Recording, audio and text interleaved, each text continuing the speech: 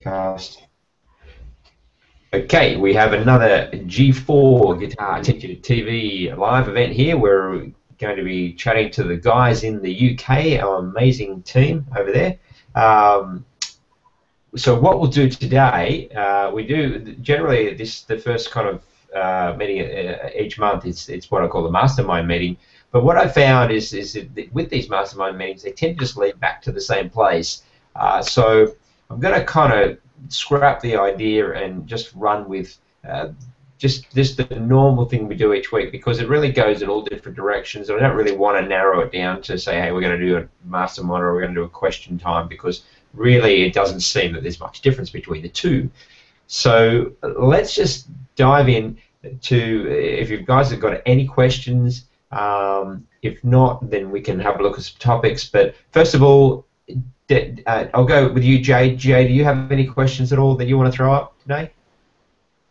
Not really, David. I can't.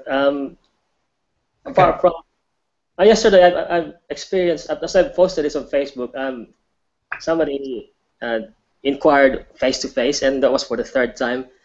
And as what I've been noticing, the conversation is very, very short compared to when it's done on the phone, and the inquiry seems to be in a rush to end the conversation. Isn't it supposed to be easier when somebody inquires face to face? Yes. So okay. So yeah, I wasn't quite sure. I didn't get the gist of that message when you put it on there, but I think I understand now. When I saw the message, I wasn't sure if that was a negative or a positive thing. In other words, did you wrap up the enrollment quickly in 2 minutes, like yes, I'm enrolled, or what you're saying is that they just asked a few questions and then they left. Is that correct? Yeah, that's right. That's right. They just want to ask a specific question and want some specific answers, and that's it. Nothing. Okay. All right, no problem. Did you feel? How did it feel? Did it feel like that they were in a hurry, or were they kind of nervous, or were you nervous? How did you feel the connection? I think we were both nervous. Yeah, that's how it felt. Okay, cool. Yeah, that makes sense. You know, and that's what I kind of imagine sometimes when people are in those situations. Well, it's kind of like I ask a question, I get the answer, I don't really know what to do next. And there's this, you know, we all experience it where we have, you know, we meet someone for the first time and we have that kind of connection, and it doesn't connect that well in the beginning. So we don't want to be the one to say, you know, or be the one left standing there and embarrassed. So we don't want to be the other person who's sort of saying, well, I'm done. What are you waiting for? What are you standing there for? That kind of awkward moment. So people wrap up the conversation before they have a chance to look silly or become embarrassed. Yeah, that's right. So yeah, it's really interesting because you know, there's a guy who does a lot on this, and he talks about actually teaching people how to have a conversation, because the truth is that most people don't know how to maintain a conversation. So this is the reason why we come back to the 80-20 again, but I'd go more extreme than that. I would go that it's more like 5%, 95%. So, and of course people are varying degrees, but in the top sort of the 5%, there are people who are really good at holding conversations, and they can hold a conversation underwater. You know, it doesn't matter what situation they're in, they can seem to find a way to connect with people.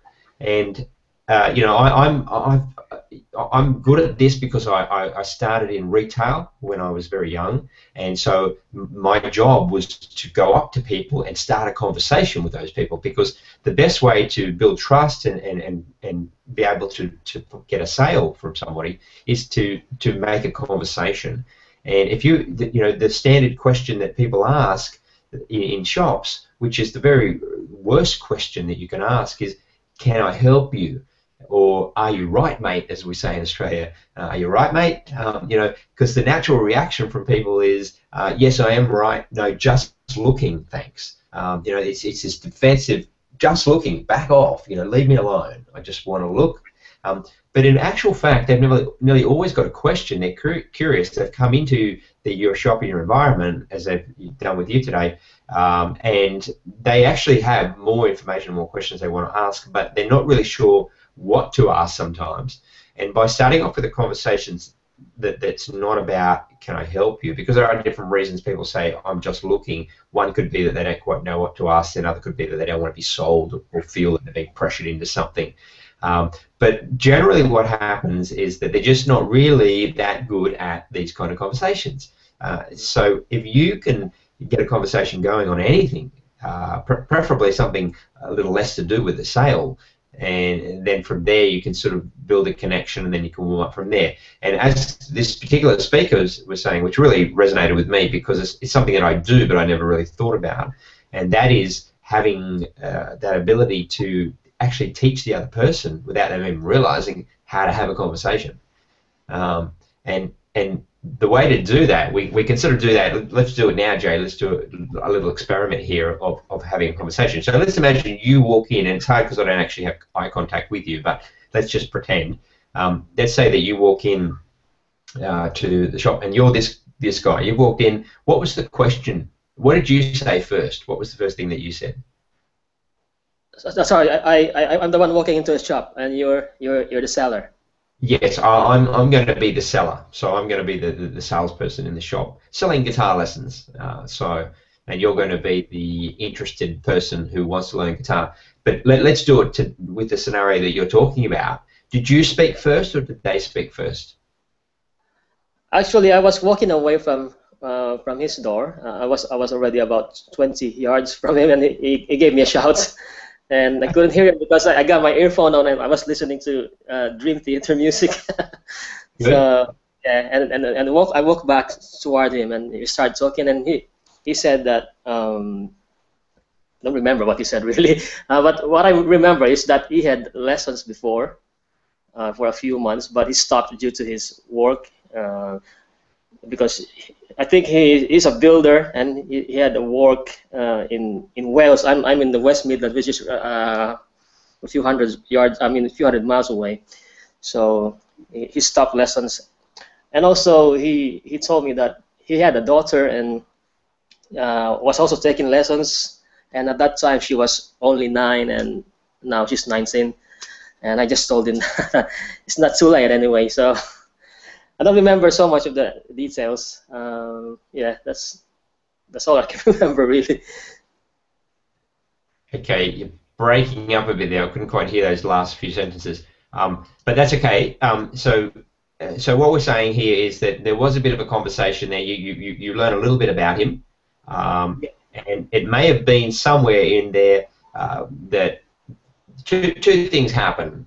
So because you broke up, I can't quite fill in the gaps there, but two things generally happen, and that is one, that you'll pause, where you'll kind of not know, what do I ask next? You'll be sort of in that sort of moment of pausing, and that's when they wrap it up, because they think, okay, well, that's it, and so they'll sort of say to you something of, okay, thanks very much, that's all I need, thanks mate, bye-bye. That's right. Okay, all right, fantastic. So what you need, two things you can do. One is obviously you want to try and avoid that in the first place, because you're still trying to, run with the conversation. But the other thing is that you can say, and this is the standard line that you can use, is, oh, just one more thing, or can I just ask you one more question? So you always have that one more question, and the idea is that you can even sort of go to walk away, but say, oh, hang on, sorry, can I just ask you one more question? Sorry, what was your name again? John? Yeah, okay, John. Just about your daughter, has she done any other music before? Just to give me a bit of background. Yeah, she played a bit of piano, or she did a recorder at school, and so the idea is that you've got these questions that are still, you want to have 3 or 4, and the more you do this, obviously the more automatic it is. With me, I don't really have a list or a script. A script really helps when you're learning something, you don't know it, but once you sort of have done it for years, then you don't really need a script. But that's really what you want to be able to do, is to be able to come back to them with that one more question. And so if I was you, I would write down half a dozen questions that are going to be your one more questions, so that you can sort of have them ready to go. Does that make sense? Yeah. Yeah. Okay. Cool. And once you take charge of the conversation in each situation, that makes people feel relaxed, because they don't have to work at it. One of the hardest things for me, go and spend some time in Japan. Japanese people are not great conversationalists in English. They might be in Japanese, but in English, most of them are quite sort of, even if they can speak good English, most of them are quite shy with their English. So you know, when I'm there and I talk to someone, I realize it's almost like I feel like I'm interrogating them. You know, I've just asked 10 questions and I haven't got a single question back. And so that's when you realize you have to start coaching them in how to actually have a conversation. And the way that you do that is that you can have a bit of a joke, or you can not ask closed questions. In other words, yes or no questions. Ask them questions where they really need to give you a decent answer. So tell me what your top 3 restaurants are in this area and why. You know, oh, okay, my top 3. Yeah, your top 3 restaurants and why. And that way, you know, so, you might ask, you know, I might say, if I'm sort of in that conversation, what do you know about Australia? Do you know anything about Australia? Do you know anyone from Australia? Do you know any famous people from Australia? Anything about Australia? Oh, the kangaroo, the koala. Okay, what do you know about koalas? So, you know, this is just being a bit silly, but I find things to get them engaged and then to get them relaxed, because what's making them nervous, and what really makes anybody nervous, which is quite normal, by the way, because if you're a stranger, you know, we have the old stranger danger, but what makes people nervous is that they feel they're thinking about what they're saying. They're very aware and conscious of what they're saying and trying to process what you're saying at the same time. So there's a lot going on in their head. So if you can sort of get that out of the way till they relax and feel like you're someone they know and a friend, and that doesn't take long, then they'll start to talk to you more naturally. Right. It sounds like a good thing. It sounds like you spoke to someone today who was interested in the lessons. So that's a great sign. And you weren't sort of approaching them; they approached you, really, by the sounds of it. Is that right? Yeah. Okay. Cool. I can't hear you, but that's cool. Thanks, Jay. Okay. Excellent. David, have you got any questions that you want to throw up today?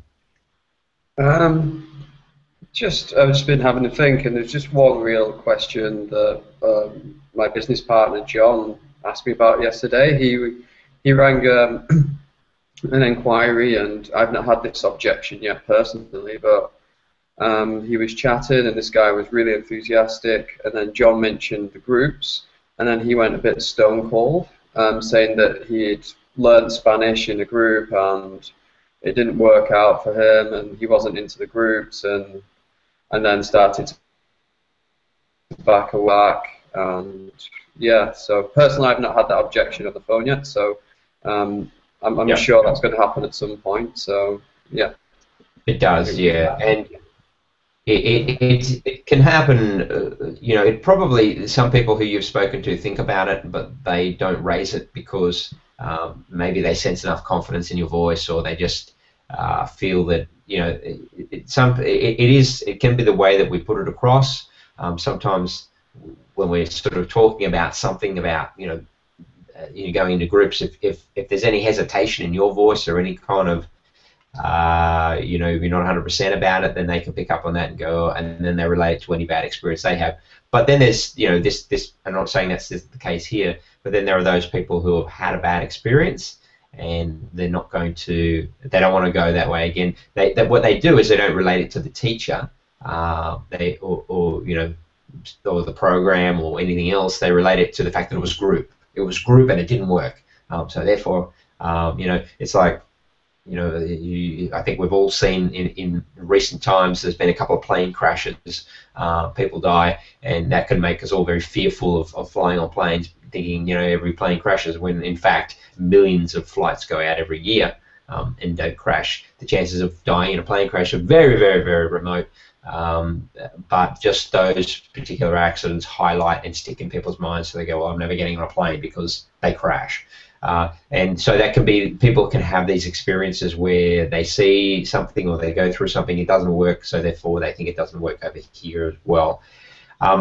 One of the things about selling, and this is something that you'll gain through experience, is that trying to find out what people already think about something, what their general opinion is, will give you a real head start on how to talk to them about something.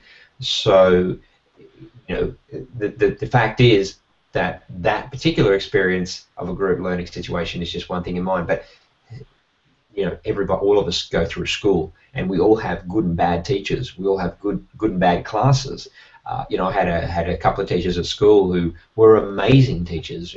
They teaching 30 kids at one time and keeping us all fully engaged and really enjoying the classes. And some of them are just fantastic. And then there were others who were just a nightmare. Their classes were just us throwing things at the teacher and humiliating the teacher all the time. We had one teacher I remember broke down and had a complete breakdown. She just lost it and disappeared after that. And we kind of felt a bit guilty, but she wasn't really. We were teenagers and we were just that's what we just took advantage of the situation. So it's about sort of trying to find out where they're at. So when you're selling the idea of group lessons to them, you want to let them know. You want to, like I said, you want to find out first and then work them around to it. Some people you can just deliver it straight up. We do group and they'll be fine with it, which is probably what you're getting. Other people, you might just want to find out, where they're at with it. But look, if you've got a high strike rate, I wouldn't worry too much about it. There are going to be some people who are going to go cold on the idea, and there are going to be some people who you're just going to have to push really hard. I get the same with G4. I get teachers who go, no, I don't teach group. I don't believe in group. I only teach private. I love your method. I love the whole idea of what you're doing. But if you guys are not endorsing private, then it's not for me. Cool. Well, it's not for you. That's okay. So you've got to sort of sometimes say, well, I've done my best and move on from it. I'm not saying you give up easily, but there are certain students who may not come across.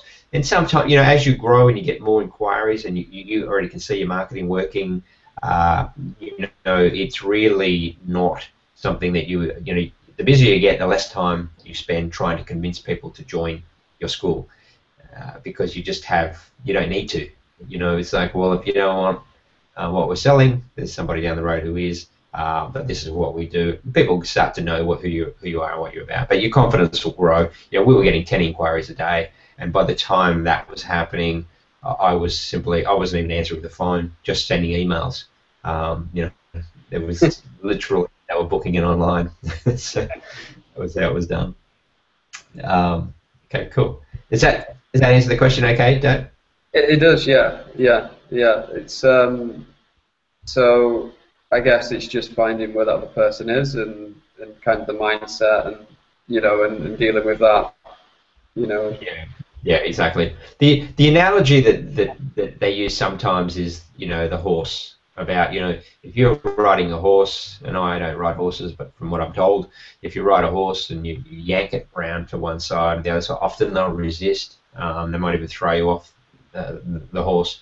The idea with a horse is to gently sort of nudge it around, and then it'll turn around for you. That's kind of the idea. It's the same with you when you're selling people. Don't just try and yank them over to what you want. Nudge them over slowly until they see your point of view. Yeah. Cool. Fantastic. Thank you. My pleasure. Righty. Chris, are you there? I can't see your face now, but I can still see your little silhouette there. Okay, Chris is probably not there at the minute. Is Ben there? Do we have Ben? Or do we have just a silhouette? You do. Hello. Excellent. Hey, Ben. Hello, guys. All right. So, question for you, or question from you. Do you have any questions that you want to throw up? Not really. Everything seems to go okay. Okay. I have had one student who took about 3 weeks off for health, and then I got in contact and she's saying I'm still a bit unwell. Do you mind waiting, or is this kind of unattendance going to cause problems? And I said, no, it's fine. Health comes first. Presumably that's the standard response to that kind of thing. Yeah. Say, no, I want ill people in my lessons, please. Yeah, if it's a health issue, yeah, definitely, it's not much you can do. There's always, just put it on hold and say, look, get well, come back, let's go for it when you're ready. Yeah. The other thing similar to that is I've had someone past 3 weeks, he didn't turn up to his lesson, and the first two he told me half an hour before, that he was held back late at work and couldn't make it. And I Yeah. think that was legitimate because he's a bus driver. So obviously, if he's halfway through his route and there's a lot of traffic, he can't abandon the bus and say, "My shift's over. See you later." Well, So maybe he has to finish his route and get back. So turn up. Forget it. Just park the bus and wherever you are. I'm sure you can find a good spot. Just find 2 spots next to each other. Yeah, come on. Don't worry about it. Just park it in the middle of the street. Look, to me, that's the same as the shift worker. If he's not reliably able to come at a particular time, then it's probably not going to work out for you. Yeah. I would really look at and sort of say, well, for this to work for you, we need to find a time that you can come reliably every week. And After last week, I said we'll have to have a good chat about this, see what we can do. And we scheduled the time on Sunday to have a brief Skype chat. And he was in bed all day because he's diabetic and his blood sugar was all over the shop that day. Yeah. Quite a few things piling up to make it hard to speak to that guy, but I am going to say next time I speak to him, we need to change something because this isn't working. Yeah. And look, it's one of those things that also can often be a bit of a wake-up call for people about, what they're doing in their life, or, is their career really fitting in with what they want to do in life. It's not that necessarily guitar is a big thing for this particular student, but for some students it is. Some students realize, hey, my lifestyle is not really suiting my work and whatever I'm doing is not really suiting what I really want to do in life. And I want to be able to have time to do guitar. I want to have time to do this. I know, you guys are the same. We created our lives around our guitar. Where this is the way we live our lives. And you can design your life. It's quite easy to do. And so, but again, it depends on the priorities. But the kind of students that I believe that we should target as G4 are those students who place guitar at a high priority, something that they see as important in their life, in their top 3 at least. I'm not talking more important than their family. Your family always comes first. I'm not talking more important than your health. That comes first. But most people should have reasonable health. That's the hope. And your family, you need to make time for your family. But as far as other things are concerned, guitar should really be there. It should be the top hobby. Yeah, it should be up there with it as a top hobby. You shouldn't be having where I've got 5 things on. I've got I do dancing, and then I do karate, and then I do cricket, and then I do football, and then and guitar comes last. The kids do though. The kids do it. Yeah. The parents pack those schedules. They do, and because kids ask for it. So what happens is the kids go, "Oh, but Mary's doing ballet. Can't I do ballet?" Okay, yeah, but someone's doing this, and can't I do that? Well, okay.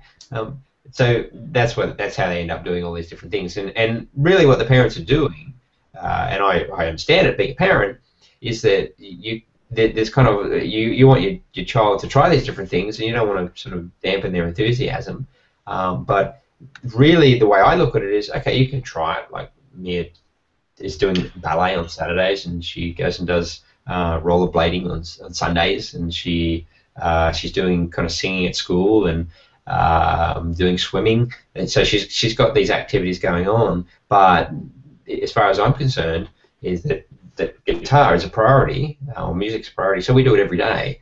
Swimming is something that, yes, I wanted to do swimming, but right now it's not a high priority. It's just as long as she can swim, that's all I care about.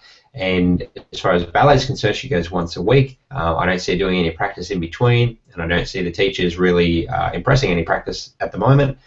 So it's up to her, or her mother if they want to make that a priority. For me, and this is where the parent is so important, because for me guitar is a priority, or music's a priority, so that's why it gets done every day. If I was into ballet and that was important, that she was going to do good at ballet, then I would do it. But or if it was really important to her, I'd help her with it as well. But does that make sense, what I'm saying? Yeah, definitely. Need more chance to speak to parents, because this kind of thing isn't something I feel I can just say, whereas in a 5-10 minute conversation it'll easily come out and you can say, is guitar a priority, without having to literally say it as a question. You can kind of coax it out of them. Well, Even if you make them think about it, that'll do the trick. Yeah, look, the way that I do it is I don't really ask the question, is guitar a priority? For me, as a teacher, I know that it's only it's only the priorities that they will stick with, because, you know, if your child picks up the guitar once a week at the guitar lesson, you know, they can come to lessons for years and they're not going to get very good. Yeah. So, and they're going to give up at some point. They're just going to realize, especially when they're in groups, they're going to realize everybody else in the group's getting better than them, so they're going to soon fall behind. So that's why our whole philosophy, or the whole G4 thing, is to make it a priority. So if you don't want to do guitar as a priority, I'm giving you two choices. You know, well, here are two other choices. One choice is to come here, but the two other choices are to go to another teacher or to quit altogether. But if you want to be a G4 student, what we want to do is, because we want to be fair on our other students who are good students, we want everyone here to be surrounded by students who are, you know, practicing and progressing and are enthusiastic about learning, and that's, you know what I'm saying. It's that whole idea of creating a community of people who do put guitar as a high priority. So yeah. So yeah, I have no problem with kids trying different things. That's great. That's fine. But you know, sometimes the intention can be that your child's going to find that one thing that they're really going to take to, that they're going to love. But when you look at, and that happens sometimes, don't get me wrong, there are cases of that, but generally when you find, and there's a really good book which I might have mentioned before, called Bounce. His name's Syed, S-Y-E-D. He's an English guy. He's an English sports journalist. So again, it kind of crackled out there. Yeah, the book's called Bounce, B-O-U-N-C-E. It's on the list if you want to go and look it up. Yeah, and it's Syed, S-Y-E-D is his surname. Found it.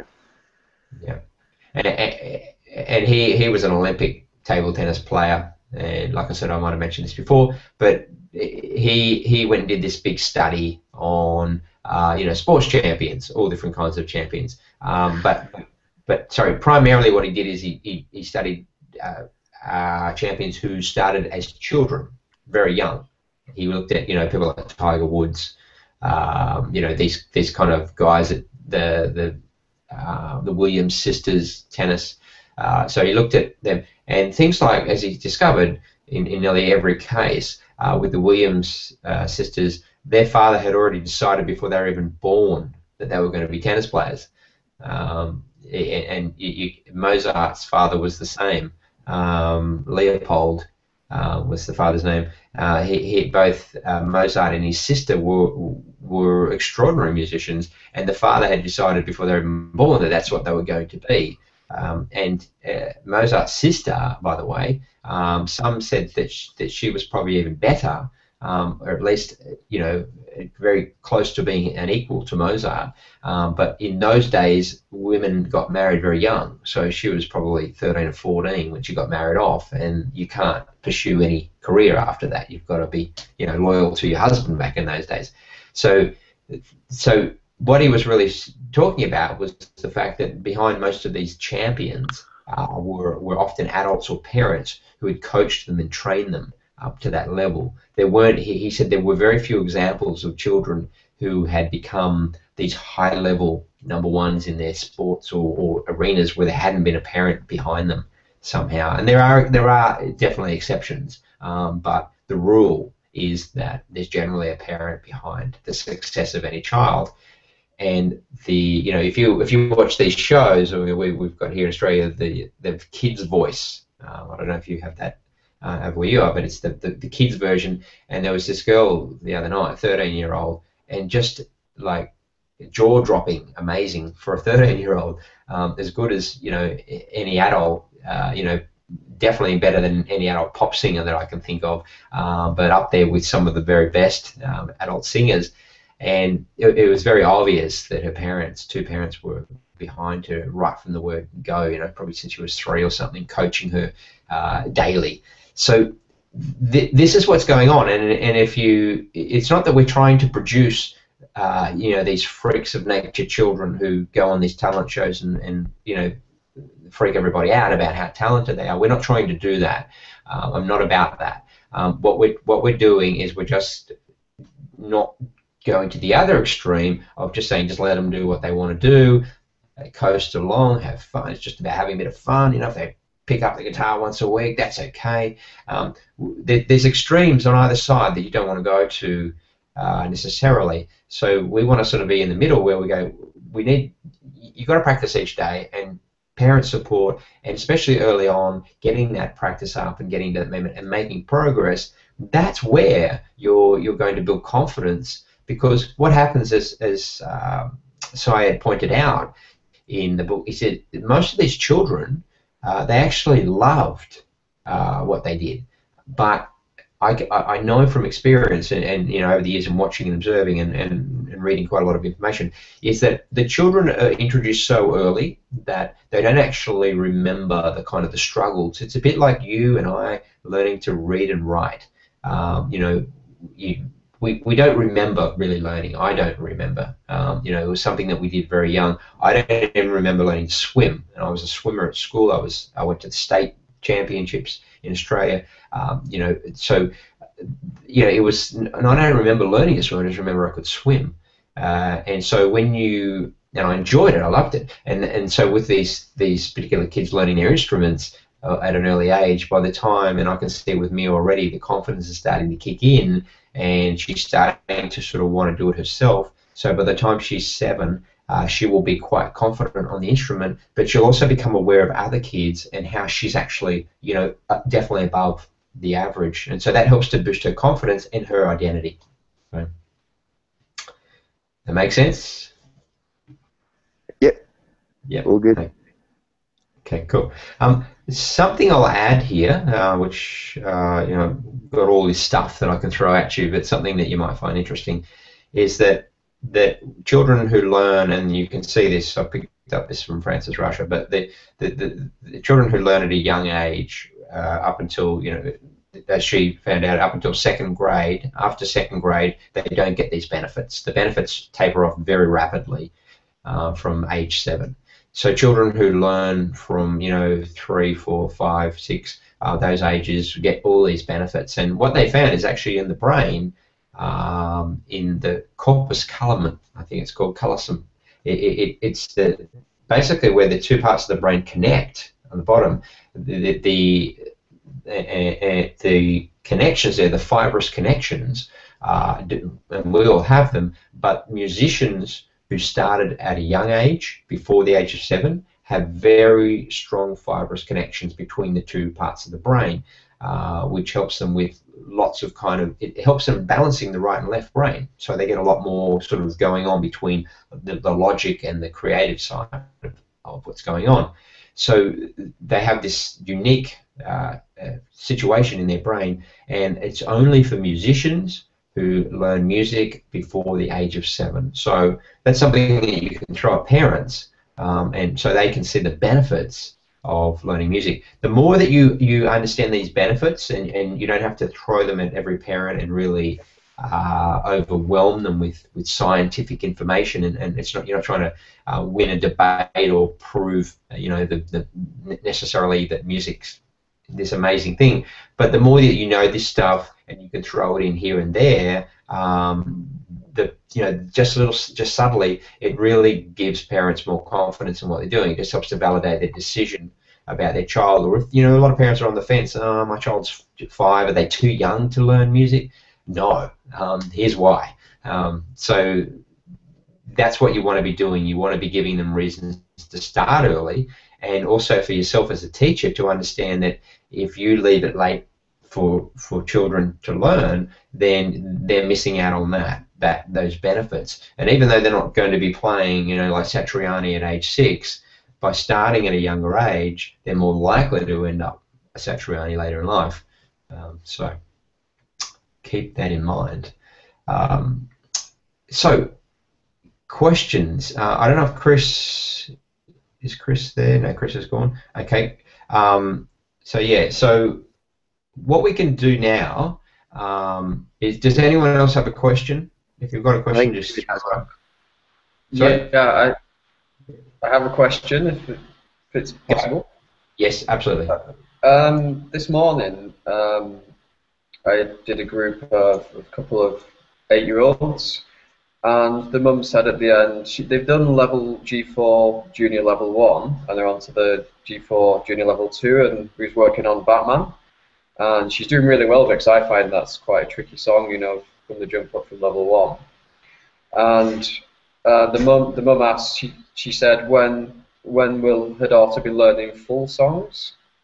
So, and I was a bit stumped by that question, meaning that obviously we just done bits of songs, but I know the skills we give them the skills to be able to play any song. So, is that how I should have been explaining it, or?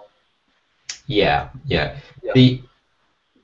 The expectations of parents, and you can see this. I do put this into training in various places where the expectations of parents is often very unrealistic. They don't understand that the way that it's a bit like saying, when's your 6-year-old going to speak like an adult? You know, when are they going to stop using, you know, childish words and start using a larger vocabulary? And the answer to that is that when they become an adult, you know, that's what's going to happen. And it's the same with learning music, is that you know, this idea of a full song. Well, what's a full song? I can give you a full song using 2 chords. There's plenty of example, and you know, we're not. You don't want to talk to parents like this. I'm just talking with you in this way, but we know that it's not about the full song, because there are many examples of full songs that are very simple, which just have 1 or 2 chords, and you can play the whole song. A Horse of No Name is a great example. You know, just literally move a couple of fingers and you can play the whole song. So there are all these examples. If you want a full song, I've got a full song. But what we want to just say that what we're doing is building up the skills and the bits and pieces. And kids, they don't have these same concerns that adults do. Kids are not sort of saying, "Oh, when am I going to learn a full song?" If they do, it's because their parents have often said it to them. When are you going to play a full song? And what happens is that often parents, as the audience and listening at home, you know, kids love repetition. Kids are great with repetition. And that's something that Frances Rauscher pointed out in her presentation, was that be patient with children, because they love to repeat and repeat and repeat. So, you know, I don't know how many times my daughter's played Let It Go, but it just, you know, drives me nuts. But she loves it, you know, and she'll play it again and again and again. And that's just the way kids are, is that they love the repetition of things. So it's important to tell to sort of communicate this to parents, that it really is about repetition, because the reason that children are very repetitive is because their brain is learning, and so they go over these things in loops. They get them in a loop and learn. Whereas we as adults, the way our brains work is very different, in that we connect things to what we already know, and we filter a lot. So we decide, do we really need to know that? No. You hear a song, okay, yeah, that song relates to, it's like this other song, okay, I've got it. I know it, I like it or I don't like it. Here's a new song, I can listen to it. You think about it, you go back, I'm like this. You go back to when you were even just a teenager, and you'd get that song and you just play it and play it and play it to death. You know, for me it was, you know, Led Zeppelin songs, and just play them and play them and play them, and thought, you know, this is great, you know, I can just listen to this forever. But now, even those songs which I loved back then, I listen to it once now, it's like, okay, yeah, good, I'm over it. And you know, you hear a song, a good song, and you go, wow, that's a great song, and you can listen to it a couple of times, and okay, I'm over that now. Next song. And we just don't have the patience, or we don't have the same brain, basically. You know, we have become older, so we don't get sort of stuck, or we're not sort of into that repetitive mode. So the younger the child, the more repetitive that they can be, and that's why there's kind of jokes you can play with kids, running jokes. And they'll laugh and laugh and laugh at the same joke, you know, long after it should be tired and gone and dead. They'll keep laughing at the same joke. So, you know, it's my daughter, every time, you know, someone makes a fart joke, or you know, any of those kind of jokes, she just laughs and laughs, and says, yeah, well, it was silly, it was funny, you know, a year ago, but you know, she still laughs at them. You know, it doesn't matter. So this is Come on, and then Dave. Come on, Dave. We all laugh at fart jokes, even now. we do. That's the child in us, Anthony. It never goes away. Well, there's one last example I'll give you with this repetition is that there's a show called Blue something, I can't remember what it's called, but it was a children's show made in the US, and it was put together by child psychologists. And basically what they did is they made an episode and they repeated the same episode every day of the week for 5 days, same episode. And people go, what's the point in that? And the kids loved it because by the time they got to the third day of the week, they knew exactly what was going to happen, and that's what they loved. They loved knowing what was coming. They loved the predictability of it. So that's kids for you. Yeah. So what I would say, David, is that it's about that confidence thing. It's about the parents thinking, well, my child has not really accomplished anything until they can play a full song. And it's about changing their expectation and saying that actually it depends on the song. And it's not really about the full songs, because full songs, it depends on the song, and the songs are made up of bits and pieces. And what we really want to do, I sometimes use different analogies depending on who the person is and what they can relate to. But, for example, building a house, a carpenter doesn't go and do, 6 weeks at carpentry school and then go and build a house. What they do is they learn to make certain things. They build a chair and then a table and then a window. They do lots of different things before they get to that stage of actually building houses. And what we want to do is say the same. There's a lot of skills involved in songs, and we need to learn and develop each of those skills. And then slowly, we do a little bit of a song, we do an intro, a riff, or a basic chord progression. But gradually, all those pieces come together, and then we can build a whole song out of that. And just metaphors, analogies, they're really powerful. And the more you can use, the better. Okay. That's the way I do it. Yeah. Okay. Cheers. Excellent. It's one other thing there is it's the same with your business, is that the skills that are needed to build a successful business, you're not going to acquire them in 6 weeks. They're going to take a couple of years to acquire or put everything together. And once you do have everything together and you've built a very successful business, and your first kind of school, if you like, building your second one will be so easy. And it's the same with if you say that again to parents, the first song will be the hard one. It'll take maybe a year to get to the point, or even 2 years to get to a point of learning a full song, a decent song, one worth listening to. But after that, they'll just be bang, bang, bang. The songs will just come one after the other. So I'll just, because I haven't asked Chris yet, because he dropped out before. Chris, have you got any questions that you want to ask? I can't hear you there. Oh, there we go. Hey, David, how's it going? Good, Chris. Good to see you. Okay, same here. I don't really have anything in particular. I guess one thing that came to mind when you guys were talking about groups earlier on was, as you know, I only have one student so far, and hopefully that's going to change soon. So we've already passed the intro phase, and I don't have a group to put him in, so I'm teaching him privately, right? Okay. So as I get new inquiries, which, again, looking forward to that happening soon, should I be anxious to get him into a group as fast as possible, or do I really need to find the right fit? In other words, you want to find, I want to group him with someone with similar skill, but should it also be someone with similar age? I mean, he's 16 years old, he's pretty shy. Am I immediately putting him in with my next student, or should I be careful with that? There's not a definite answer to that. It'll depend on the situation. I mean, you want a group if you can.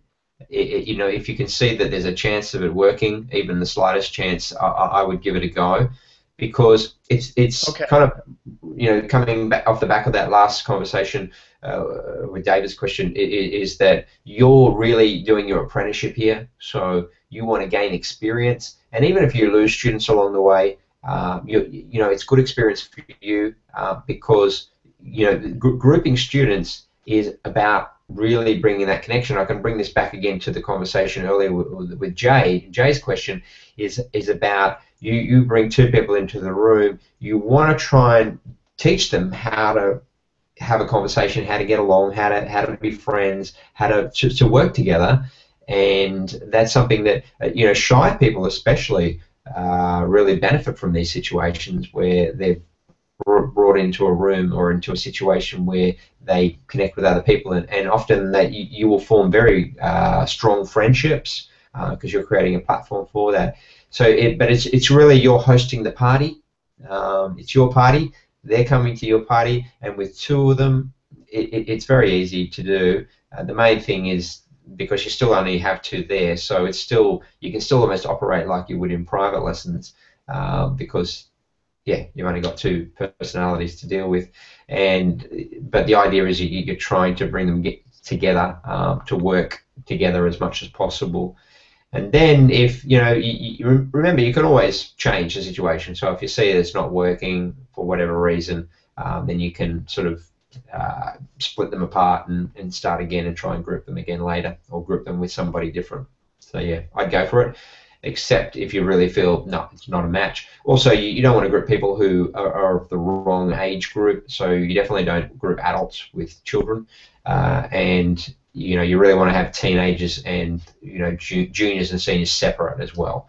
The only exception to that rule is if you've got a really talented 10-year-old or 11-year-old who thinks they're pretty mature. They're kind of 10-year-old going on 15 scenario, and just make sure that that's what they're comfortable with. It. You can see it. I had a few cases like that where they were, I really want to be with the seniors. I can do the senior. Well, if you want to do the senior checklist, I really have to put you in a senior group. Yeah, that'd be great, Mum. I want to be in the senior group. So you know that they're the kind of student that'll go well in that situation. Yeah. Okay, great. So, makes sense.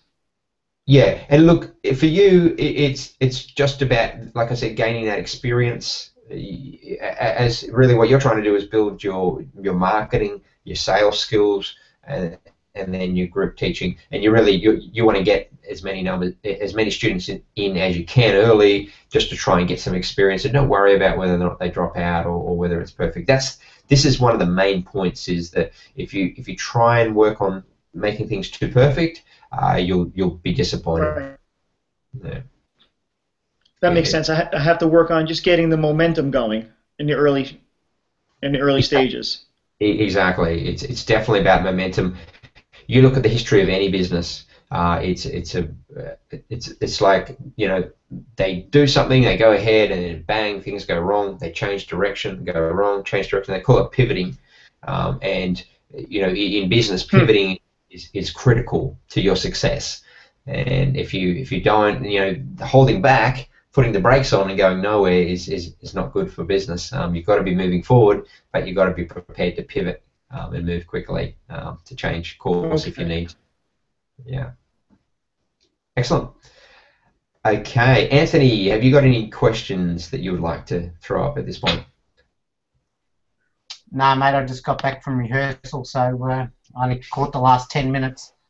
So the only thing I'd say about that, the chap that was Chris, you were talking about momentum. The hardest thing, if you've got a train on the tracks and you've got a whole group of people pulling that train, right, the hardest thing to do is get it moving. Once you get it moving, it's much easier. And what we do in business a lot is we take steps forward, but then something doesn't work and we go, oh shit, and then we stop. And then the train stops, so it's harder to start again. So what we've got to do is just keep going forward every day, do something positive for your business. And that way the train keeps going, and it's easier to move and it gets faster. But when we start our business, my experience is, you get a knockback and you stop, and that stops the train, so it's so much harder to get started again. But if you keep going and do something every day, that's good for business. Excellent advice. Yeah, that's it. Just so you know, Chris, Anthony's he's just recently joined, but he's got a long background in business. He's done many things. We won't go into it now, but he's very experienced and very knowledgeable in business. So and that what he's saying there is exactly the advice that I totally agree with that. It's really, and it's much easier to pivot is really what Anthony was saying. It's much easier to pivot when you're lean and small than when you get big. It gets harder and harder to pivot your business as you get bigger. That's why these big companies, your IBMs and your even your Googles and these companies, it's very hard for them to change course. They're ships in an ocean. They're big ocean liners. So yeah, very difficult. Okay, excellent. So like dry stirring, yes, that's a good example. Okay, all right. So does anyone else have any questions, or we will move on to a topic? I've just got a few things here that we can look at. All right, so I'm going to go here, and the first topic I've got here on the list, which I think is worth covering, and I have talked about it before, but it's definitely something that we want to go into more, and that is the long-term value of marketing. And it's something that I have not really spent enough time putting information into the website based on its level of importance. And it's one of the things, and the reason I say that, it's one of the things that gets heavily misunderstood, is that when we start a business, the costs of marketing seem to be expensive, they seem to not pay off as well as they should, and all those things, but we don't actually understand the long-term value of marketing. Now, I'll just give you kind of a couple of examples, but one of the examples of that's used in the internet marketing business is they talk about the value of your list. So in other words, if you've got a list of people and you talk to any sales people, and I think Anthony will be able to relate to this, is that the salespeople used to have a kind of a black book, a diary with all their contacts, and that was worth $1 million. Okay, the number of contacts that you've got and the quality of those contacts was the value of your business. Now, the same happens with your marketing, because your marketing is really about getting into the minds and the hearts of the people in your area or your region. So that the more marketing you do, the more that starts to go into their psyche, into their consciousness, if you like.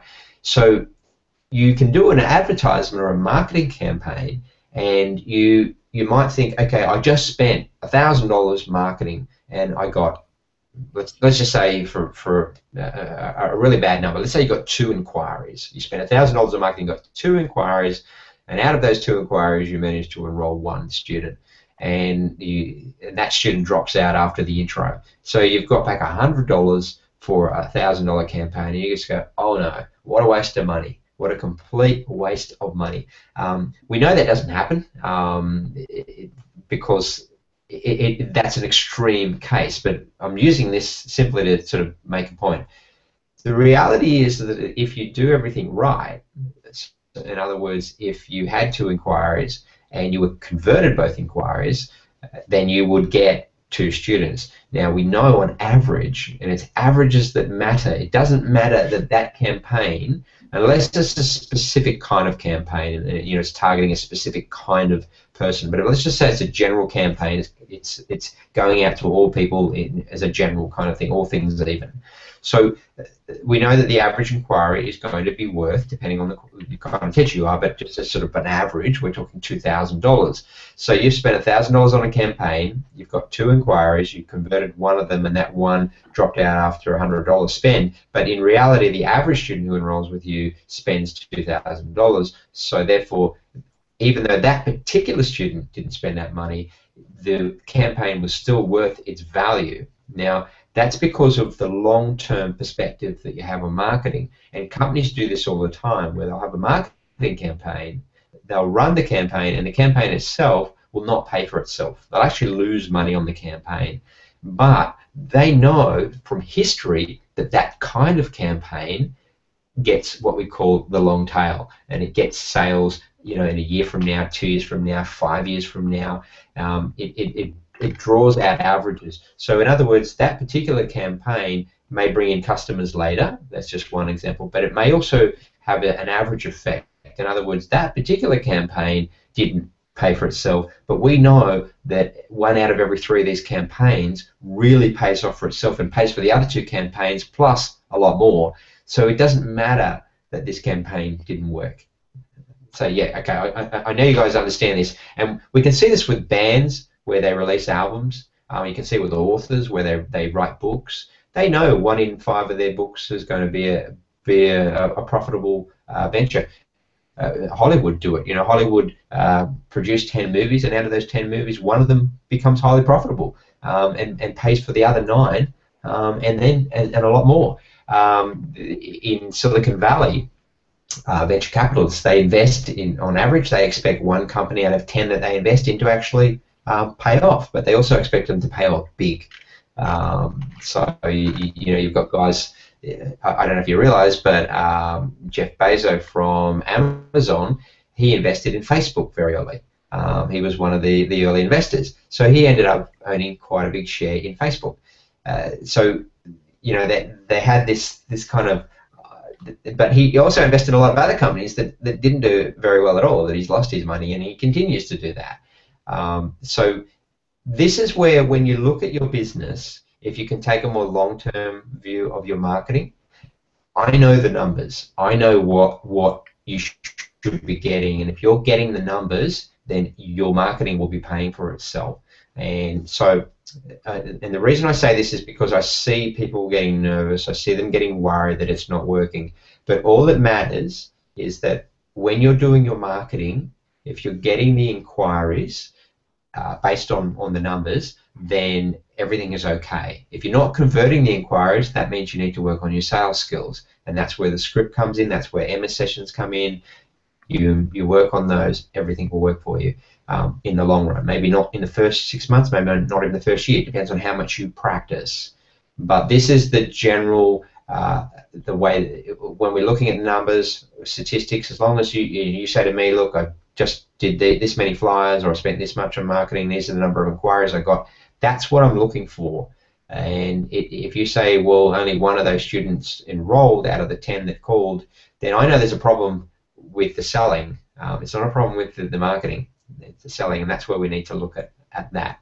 So does anyone have any questions on this long-term marketing topic? Because it is a very important topic. Does anyone? No? Okay, cool. All right. So I want to take it to the next level of how this long-term marketing can really grow your business exponentially. And this is really the area that I spend a lot of time in studying and trying to understand how do you grow a business exponentially. What are those businesses that don't just sort of grow, you know, slowly, but actually go up rapidly? What do they do that's different to most other businesses? And what I guess what I've come up with, and the kind of things that I found, they're not really my discoveries. It's just reading books and other people's research. But what you tend to find sorry, is that there's this reinvestment. In other words, they keep putting the money back in. They don't take the money out. So when they spend, say, you know, $1,000 in marketing, they make $1,000 back off that. They don't go and buy a holiday or buy a new house. They actually reinvest it. Hang on a sec. Got the bug in the throat. Hang on 1 second. I just had the cold. Does anyone, just to give my voice a rest, does anyone can you give me a background on what are your marketing, recent marketing investments? Chris, you don't have to give exact numbers, but you've been doing this for a little while. Can you just give me an idea of, because a couple of months you've been on board now, so how many inquiries have you had since you've joined G4? I've only had 2 inquiries. One was a phone call, and I was able to convert it to a student, the 1 student I have. The second was over email, and so she left her phone number, so I called her twice and left messages on 2 different occasions, and she hasn't called back. So, so obviously not a big deal. But that was as a result of 2,000 postcards that went out. Yep. So, and as you know, I just got 6,000 door hangers that just came in, or are due in any day now. So that's when the rubber is really going to meet the road. That's when I'm going to be able to get a lot of flyers out. So it's only been 2,000 flyers, and I got 2 inquiries. So if you think about it, it's about right on the average, right? Exactly. Yeah. Yeah, that's it. And now with your 6,000 door hangers, we should be looking at 6 inquiries. Yeah, once they Which go I'm looking out. forward to, exactly. Yeah, that's it. And so you can see the numbers at work, and really, as I predicted, 1 in 1,000, and that's really to have these kind of numbers. And this has been shown in every industry, is that when somebody in the industry knows what the averages are, and to know the averages, you really need to have done it a lot, and you need to have a lot of sources. That's really the secret. That's why when you look at certain people who make a lot of money on the stock market, these are people who run the numbers. They know the companies, they know all the things, but the average person who bets on the stock market, and I say bets on the stock market, are people who really don't understand the fundamentals of the stock market. And so it's the same in any business. And in fact, there was a study done in Australia probably 10 years back now, but one of the things that they found was that the main factor for the success of a business, to make a business likely to be successful, was that the founder had at least 10 years of experience in the business, and not in that particular, not even owning a business, but just 10 years experience in the industry. So knowing an industry gives you a big leg up, and that's again why franchises are successful, because you've got someone who's operating the franchise who knows the industry, so you're buying into that experience, and that's really what gives you a leg up. So it really gives you you just can't beat experience. It's just one of those things, and that it comes down to these kind of things, knowing the numbers. Had you knew 2,000 flyers, you knew that you were probably going to get 2 inquiries, and that's what you got. And I wouldn't even say that that's the end of it. Those 2,000 inquiries have gone out to people who are now aware of you. So other kinds of marketing that come on their radar will add to that. It adds another layer to it, and that's how marketing builds and builds and builds. And we all know of campaigns, marketing campaigns that were run years ago, that still ring strong in our heads today. I find myself, saying things at times, like, to my daughter in Australia, the Heinz. I don't know if they ran the same campaign in the US and the UK, but beans means Heinz, and I find myself rattling that off to my daughter at times. Beans means Heinz, and so they've got into me. We used to say beans means farts. Well, but it's stuck, and that's actually probably more the truth. But that, you know what I mean? And Anthony, you can relate. Vegemite kids. When was the last time you saw a Vegemite? Vegemites. That's it, yeah. And aeroplane jelly. I like aeroplane jelly. All these things, these campaigns that were run years ago, and still have stuck with us today. And I was just talking to Emma last night, and just for the record, guys, it turns out that I had my DNA done, and so my family tree is becoming sort of open to us. But it turns out that one of my ancestors is A.A. Milne, which is the writer of the Pooh series. I don't even know the Pooh series very well, but we all know the character. But anyway, yeah, one of my ancestors. And so, talking to Emma about that, because she's a mad fan of all the Pooh stuff, and her kids are into it. But that was something that she picked up as a kid, and the nostalgia has run with her. And so the marketing of things, when done well, especially, can last for years and years and years, and really outlive you. It can go on for generations. So don't underestimate the long-term value of marketing. As long as you're prepared to stay in the business, marketing is a waste of money if you're not prepared to stay in the business. If you're going to move on and do something else and give up, quit in a year or two, then yeah, it's been a complete waste of money. But if you are prepared to build it as a lifetime legacy, and that's really how I see what I do, my the guitar and the tuition and the business of G4, the whole thing. To me, I'm not ever going to consider, I'll maybe look at other things and maybe chair a board of something or whatever. But as far as my core legacy and business, G4 is it. I'm going to stick with it. And I think, one of the things that there are different schools of thoughts, but one of the things that for me is that once you invest into a business, then you really should follow it through because you've already done most of the groundwork. The groundwork is that the hard work is at the beginning. It just gets easier and easier and easier. And one of the regrets that I have was that I didn't think like this early. That it took me literally 20 years to realize, hey, I need to turn this into a method.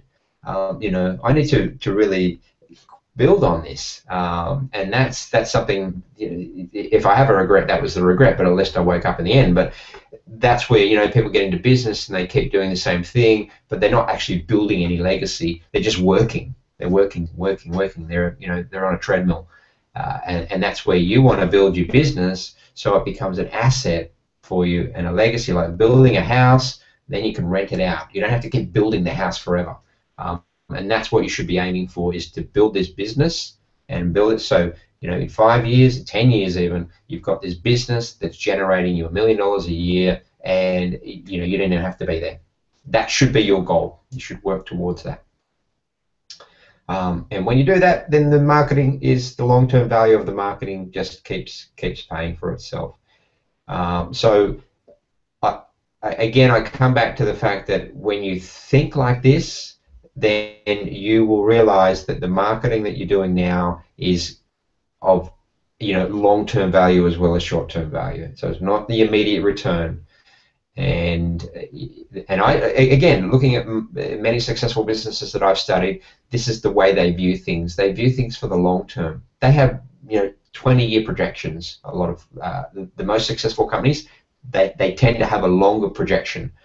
And if you ever look at someone like Warren Buffett, who was at one stage and still not far off the richest guy in the US or the world, he started doing what he did as a kid, and his kind of a whole idea was he continued to just do it and get better and get better and get better at it, and he built on it and built on it. And as I was talking about earlier, reinvesting. And you'll keep building on it. And this is something that I have mentioned before, but Amazon, they actually don't make a profit, believe it or not. Amazon have been reinvesting all their money into the business that they make each year. So that reinvestment has caused them to grow and grow and grow and grow. And that's how you grow exponentially, because you keep putting back in your profits. But where I see most businesses, especially young businesses, getting crippled is that they start a business up and it turns over $30,000, $40,000 a year, let's say.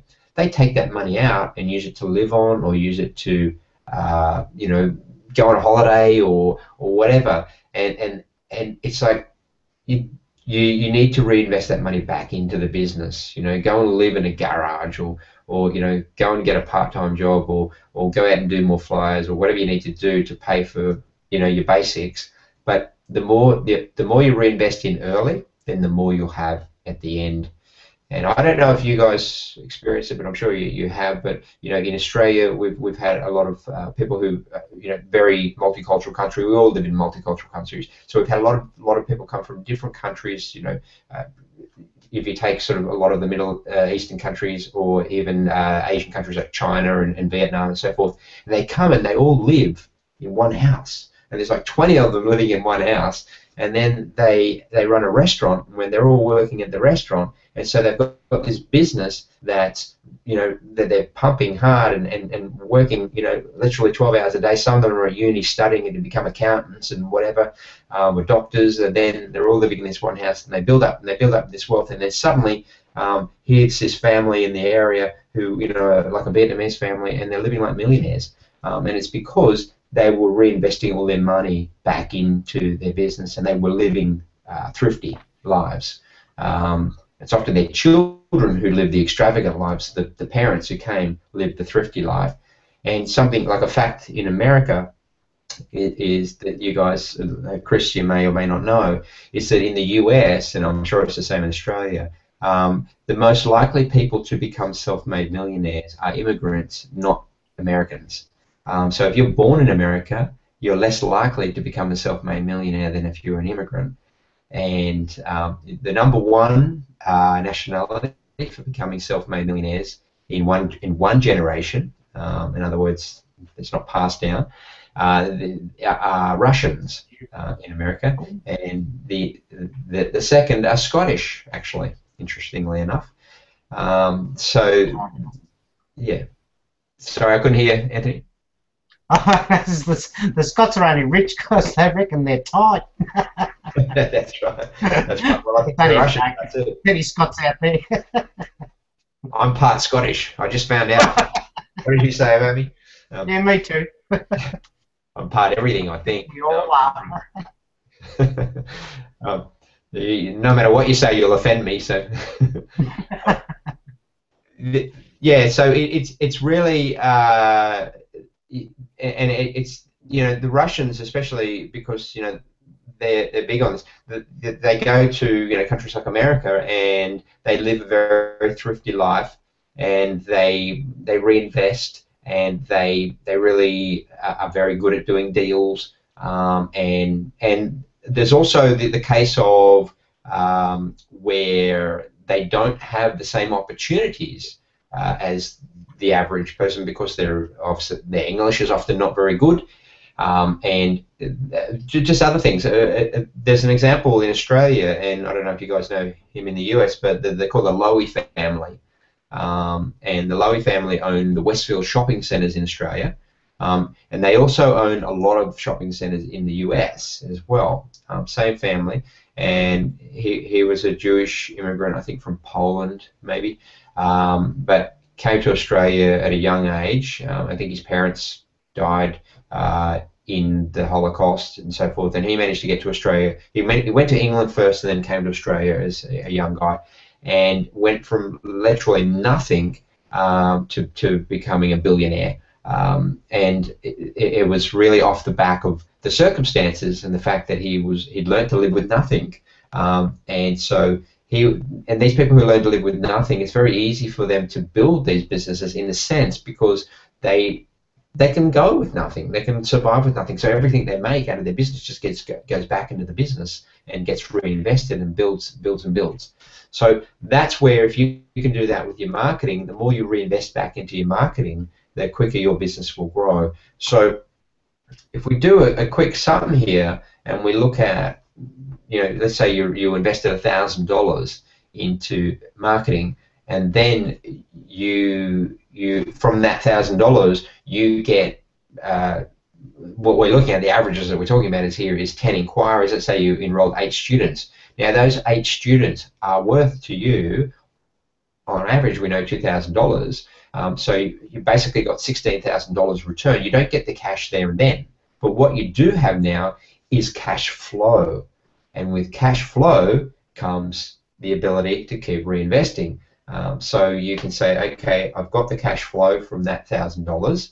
So now I've got this much coming in, and even if you had a credit card, and I'm not suggesting this by the way, I prefer you take it slowly, but in theory, what you can do is go, well, I've now got a cash flow of $800 a month coming in. How much can I borrow that requires me to pay $800 back? And maybe you can borrow $10,000, $20,000, $30,000, and then you go and reinvest that in marketing. That gives you more students, and then up you go. And this is how a lot of businesses do it.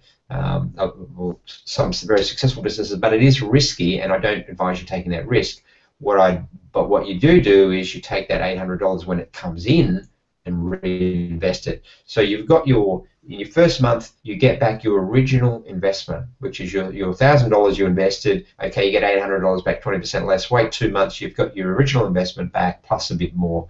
And then in your third month, you've got $800 come back in. You now take your original investment plus the $800 coming in. You now really doubling your money, and you reinvest that. And then again, you've got that waiting period, and then you double it again and double it again and double it again. And that's really the way that you build your business in an exponential way. So you're reinvesting, and that's provided that you can live very thrifty for a year or two. And when you can do that, that's exactly what we did. That's why we enrolled so many students, and we grew from literally nothing, 0, to 5 schools, enrolled over 3,000 students in that 2 years. And it was simply because my wife and I were living very thrifty, and my wife is very good at it. Japanese tend to be very good at thrifty living. And I had no problem with it either. So we were able to do that, and we did it for that 2-year period, and bang, the business went to turning over $500,000 a year, and in 2 years. And that can be done with any of you guys. But the reason I don't advise you to do it is because I had 20 years of experience, so I was able to confidently book in most of the students, confidently keep the students and group them and do those kind of things. But for you guys, you need to gain some experience first. You need to really take that first year to learn the skills, and then the second year you can up the ante a little bit. So, all right. So, do you have a question there, Anthony? I just saw some comment. Did you want to? No, I was just working out. From what I've heard tonight, each student's worth $2,000. So, we were talking about that when I was selling insurance. Every time I made a phone call, it was worth $50, whether they answered the phone or not. And it's the same thing here. And I guess you can work it out, but if you get one inquiry from 1,000 flyers, so that means, on average, you get a student from every 1,000. I think that's what you said. So yep. Every time we throw a flyer into a letterbox or hand it out at a shopping centre or leave 10 at a fish and chip shop or however you do it, every time you hand that flyer out, that's just earned you $2. So if that doesn't motivate you guys out there to get out there and bloody hand out flyers, if you can hand out 25 flyers tomorrow, you've just earned yourself $50, because eventually the money comes. Exactly. Yeah, that's spot on, and that's how you do it. It's really just bringing it down to numbers, because and Anthony and I were talking about this the other night. It's that when you the larger number of people that you're dealing with in a community, the more the averages average out. It's just the way it is. People, a certain percentage of us want to play guitar. A certain percentage of us are ready to play guitar. A certain percentage are willing to spend the money that we're asking, and we know those numbers. So it's really very simple. And as Anthony said, it's $2 for every flyer. So go out tomorrow and do 200 flyers, 500 flyers, 1,000 flyers, whatever you want to do. If you can do 1,000 flyers tomorrow, a big day. But if you can do it, you've just earned yourself, literally $2,000. Yeah, $2,000. All right. So that's what you and I've said this to many times, and it's one of those things that it's kind of hard to get, because you go out and you do all that work and nobody's called. You get exhausted, etc. But that's how it pans out over the period. I'm talking panning out over a couple of years. You don't just do it again. Just do it again. Just do it again, and do it again, and do it again, because you've got to keep the train moving. That's it. Exactly. I couldn't put it better myself. And as you start to do this, your confidence starts to build, and you see the momentum, and that it gets to that point where, like I said, we were getting 10 inquiries a day, where I literally said to my wife, stop the flyers, you don't need to do it anymore. The inquiries are just coming through at such a massive rate. I need to deal with this. I need to handle this sort of number of people coming through the door. Okay, so we're pretty well near time up. Does anybody have any questions on this topic? Any comments that you want to make? No. Okay. Well, I will finish up like I always do. I'll just go around the group. Jay, can you give me something today? What did you get out of today? What was most valuable to you today? I think it's the way I look at marketing. Because oftentimes when I'm doing the flyer, I'm in a low spirits, so to speak. So I'm not getting. Right now I'm 2 inquiries behind. So I think this session, helped me, build my spirit up a little bit and see it in a much better way. Yeah. Right. Yeah. And look, your business is building. I know your numbers. We don't have to talk about them here. And your business is growing. And Jay, I know that you're also looking after your kids on certain days. You're trying to, you're a stay-home father as well. So you're kind of trying to balance that. And your business is doing really well. And you'll get to a point where you'll kind of rise above financially, where you're kind of struggling, so to speak. And I know you're not struggling, but you know what I'm saying? There'll be that point you'll get to where you can sort of relax a little bit. Yeah. Okay? Yeah. So that's, and I know that a lot of you guys start from that sort of point where you're trying to make guitar teaching a career, or make it a lifestyle where it pays your bills. But you get to that point where you sort of get over that, and obviously I know that point. I got there several times. I sort of got there and then went back, and got there and went back. But the feeling that you get when you get there is just freedom. You just think, wow, I've done it. I'm here. I don't have to worry about the basics anymore, because there is that point where the basics no longer bother you. You realize you're earning $100,000 a year.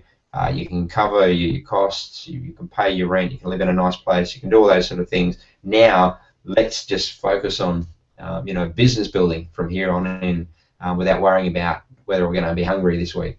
And that's really the point. And what Anthony is saying here, and it's really worth listening to Anthony because of his sales experience, is that you've got to go out and be delivering those flyers with absolute confidence that every single flyer is worth $2. And it's like going to the bank. There's really no other way. I used to say to people, teachers, that what are you doing? They go, oh, I'm working at the supermarket. Okay, great. What do you earn there? Oh, $15 an hour. Wow, that's great money. How would you like to earn $500 an hour? How do I do that? Deliver flyers. What? How do I do that? $500. I'm telling you, go out and do flyers for an hour, and you'll get $500 back. Not tomorrow. You won't get paid at the end of the week. But they still couldn't get into their heads that was the reality. But it is the reality. I know the numbers. I've done them for many years. And you guys have done the numbers. You know those numbers. Go out and do the flyers, and you will go out and do an hour's of flyering, and that'll turn into $500 for you over the next 2 years. So, delayed gratification, exactly. People just aren't very good at this. We're evolutionary designed to live to tomorrow. Tomorrow is all that matters. Get away from that tiger today. Get some food. I'm okay. And it's those few people, that small percentage of people who can think long term, who actually do the best in life. And it's been shown many times. Okay, so Chris, can you still hear me there? I'm not sure if your picture's gone, so I only see a silhouette. Okay, I'm going to assume that he can't. Yeah, I'm still here. Are you there? Okay, great. Okay, so Chris, what's your takeaway from today? What did you find most valuable today? It was just what you guys were talking about, that, I have 6,000 door hangers coming into my house like the next couple of days. So if I could think of it this way, $12,000 is coming into my mailbox soon. It's not an immediate 12,000, but that's it. And as long as I keep that in mind, and it should be, actually every day is very exciting if you think about it. It's very exciting. Exactly, it's extremely exciting when you know the numbers. It's like inside trading. It's like someone says, "This is the stock. This is the shares. This is the stock you got to buy, dude. It's going to go up in the next couple of years. I guarantee you." It's like, okay, what do I need to do? Right. Yeah, it really is. You're on the inside. This is inside trading. Fantastic. Thanks, Chris. Okay, Ben, what's your takeaway today? To be honest, I'm still thinking about last night's one. I've basically had the hangout, slept, woke up about 5 minutes before this one started, and straight into this one. One thing with the numbers, I was worried about. Oh, sorry, you first. Sorry, Ben. No, I was just going to say you're the best. You're at every hangout, and you're an absolute champion. So yeah, go. Not always fully conscious at every hangout, but I'm here. I was just thinking with these numbers, I would like to put in, because I haven't got a good idea roughly of how much each student costs, because we say, here's our marketing cost, and then we often only look at it in, everything seems frozen. Still here? Yeah, yeah, Anthony you're breathing. good. Good, good. We seem to only look in terms of marketing costs and then student income. We don't think I have to spend this much per folder, this much per PGM book, this much for the ink for printing out the thing. I would like, if you have any numbers for that, it would be good to just have a very simple, maybe Yeah. each student costs 1.5 folders and 1.5 printouts worth of thing to count for dropouts, that kind of thing. Look, those costs are of built thing. in. Yeah, look, they're very, very small costs. Oh yeah, I'm not when you worried look at about any, it ruining yeah, anything. yeah, those two things. One is that those costs of like your folder and your printing and everything, you're looking at about $20 Australian, or $25 at the most, depending on where you buy the books. So that cost is really built into the intro. So your first $99 that you get from the intro, take $25 off that, and that's it. It's done. It's gone. It doesn't affect the long term, length of the student. And the other thing is that with your costs, if you're group teaching, there really is that initial fixed cost, but it shouldn't go beyond that because you're building your groups. And yes, there are still some costs there, but they're really minimal as a percentage. But you can look at those costs and you can sort of say, okay, and it's very easy to do the numbers. If I've got 100 students, and this is really what we're aiming for here to get started.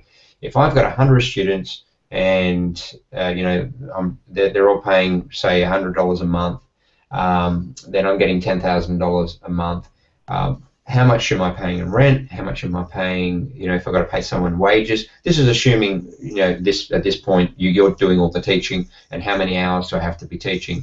So if you sort of look at a wage, okay, well to pay someone to do those hours, even if it's myself doing those hours, then it's going to cost $2,000 for the month to pay for the rent of my premise. Another 1,000 or 2,000 depending on where you go. So then you can say, okay, well therefore now I'm going to make of that $10,000, then I walk away with $6,000 if I pay someone to do the teaching and if I have a location. But beyond, it doesn't change much beyond that. Yes, you've got some more wages if you go to 200 students, but really your rent shouldn't change unless you need to get a larger premises.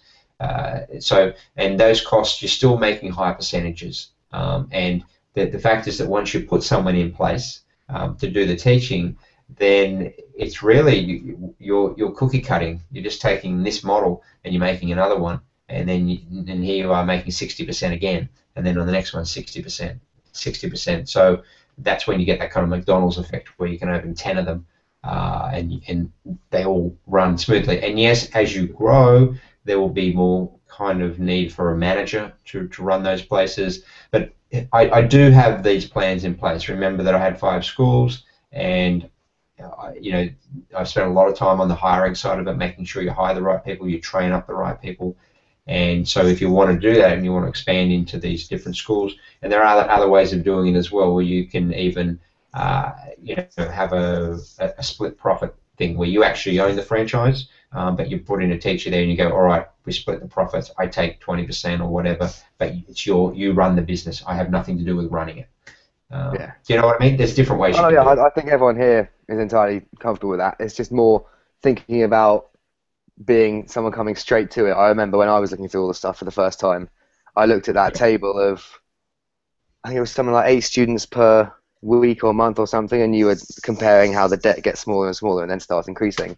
And I thought, that's not quite right. If you look at that, you haven't factored in any startup costs. We've only looked at marketing costs. And obviously, Anthony, for example, definitely knows what all this is about. His comments and the fact that he's been in business for years show that he's not going to have any problem with that. But it was just a bit of a shock when I was like, oh yeah, I forgot this and this and this and this. I need to pay for these 20 different things first. Yeah, but yeah, obviously not a problem. It's just still in that first startup mindset rather than where I am now. Yeah, and look, it's the startup cost. It's a bit like playing in a band. It's saying, I want to play in a band. As a musician, there are startup costs. You got to have a guitar, got to have an amp, got to have a band. In the case of teaching, you got to have a couple of chairs. There really are very few startup costs. If you're a DJ, you only need a computer. Sorry. Yes. That's right. Exactly. But, look, I started, my startup costs for G4 in the beginning were about $1,000. That was it. And it was really, really small. And that's where, I wouldn't, we could put up startup costs, but it really depends on what you do and how you do it. And yeah, I think it depends where you're coming from, because for you, $1,000 startup cost probably not that much. For me, that would be a few months saving before I can have a startup cost covered. Yeah. Well, look, if $1,000 is even if that is a big, that was from a commercial premise, by the way. If you do it from home. Oh yeah, it wasn't that for me at all. But $1,000 is a considerable number at the moment. Yeah. And look, if you're coming out of uni and you've got no money and all that, I understand. But really, if you're that hard up, you've probably got to go to mum or dad and borrow $1,000 and say, can you help me out? Because it's you've got to have something to really, to get you going. Or, there are other ways to do it. If there are things that you need, there's always a way. Like I for instance, with the flyers, and we'll need to end this in a minute because we've run quite a bit over time. But with the flyers as an example, that cost me nothing, because I went to a piano school in the area and said, hey, do you want to do this with me? And she said, sure, and we did it. And she paid me. She put the money up front. And then when my first students came, they were paying for lessons in advance. So I was getting advance payments. So I was getting paid, the marketing was getting paid, and the payments were paid. All I really did was I bought some chairs. I had to pay for a bond for the commercial premise that I had. And I had to, like here in Australia, just for example, just so you know, I don't know if you have it in England, but in Australia, if you're unemployed, you can actually go to the government and get $10,000 to start a business. They'll give it to you. Instead of giving you the doll, what they do is they give you the resign from work tomorrow.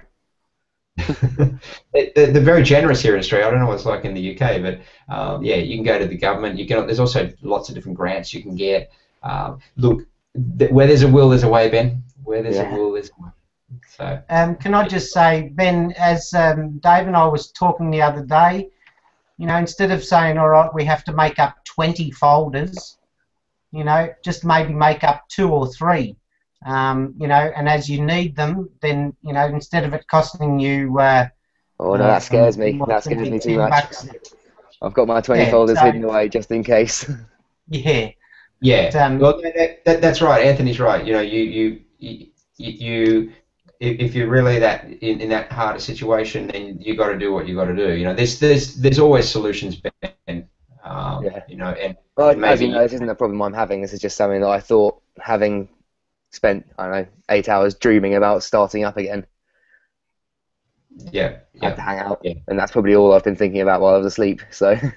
Yeah, and look, the cost of being a member of G4, the cost of getting into G4. I assume most people have got a little bit of money to get started anyway. So, that's generally the client that I'm looking at, is somebody who's got a little bit of money. Even if they don't have the money, they've got a credit card to get themselves started. And I show you a way to turn that credit card, a couple of $1,000 loan on a credit card, and get it to pay for itself very quickly. And that's what I did, and I can show anyone how to do that as well. And most business owners really started from nothing. So yeah. All right, we're done. Thanks, guys. We've gone a fair bit over time. So Anthony, did you have any last comments that you wanted to throw just before we go? All good, mate. Just excellent. Thanks for. You'll get there, Ben. Mate, put a G4 sign in your guitar case, get down to the local shopping centre and do some busking and get people to ask you, say, I actually teach you flyer. Just do it with my feet, not my fingers. Do whatever you have to, Ben. I met a guy who was from Detroit in the US, and he was in Sydney, and he'd made several millions of dollars through internet building websites for people. And the way that he did it, he was living on the street, and he kind of got onto an old friend, and when the friend went to work, he asked if he could use his computer when he was at work, and he got in on the internet, and he just started emailing everyone and anyone, offering to build them websites. And he built them for free. It didn't cost him anything to build the websites, and then he started getting money for it, and then he got that and he reinvested it into more marketing and advertising group and grew a $1 million business. It can be done. It's been done so many times. True entrepreneur spirit. That's what entrepreneuring. It's what it's all about. Yeah, you're actually better off. As I was talking about the Russian immigrants. Those Russian immigrants, by the way, don't come with money. These are people who land on American shores with nothing. Except they don't have, they can't speak English. They often don't have any skills for jobs or anything that's available to them, and they literally have to go and beg for work, or they've got to work it out. So they just come with a mindset of what they do come with. Just to sort of end here, this is the point that the book made, was that they come with this. They see all the opportunity. They look at America and they go, "Wow, this place is magical." Because they come from a place where there's nothing but donkeys and some dirt, and very little to eat and very little to drink, and they struggle in life. And then they come to America and say, "Wow, this place is just loaded with money and opportunity." And that's where we get blinded in our existence, to where we don't see the opportunity. But when the blinkers come off, you see it everywhere. They'll do anything to get a piece of it. Anything. And that's where sometimes we won't do anything to get a piece of it, because we're too proud. We're too proud. Yeah. I look at Robert Kiyosaki, who's the rich dad poor dad. He went and spent 2 years living in a friend's garage, so he didn't have to pay any rent to work out and plan his business. I think he was paying $30 a week or something really small. I lived. My wife and I slept on the floor of the studio. The only way we could pay the rent was I was getting the unemployment, the dole. My wife couldn't even get it in Australia. I was getting it, and I used that to pay the rent for 6 weeks until we had enough students to pay it. So you do whatever you have to do, Ben. That's really the bottom line. When you want it bad enough, as one guy said, when you want it so badly, like you want oxygen, you will do whatever it takes to make it happen. So I didn't hear any of that. My computer was just hissing at me. Cool. All right, we'll end it there. Thanks, guys. I'll see you hopefully same time next week or on Facebook during the week, and have a great weekend. See you soon. See you guys. Thanks, guys. Bye-bye. Bye.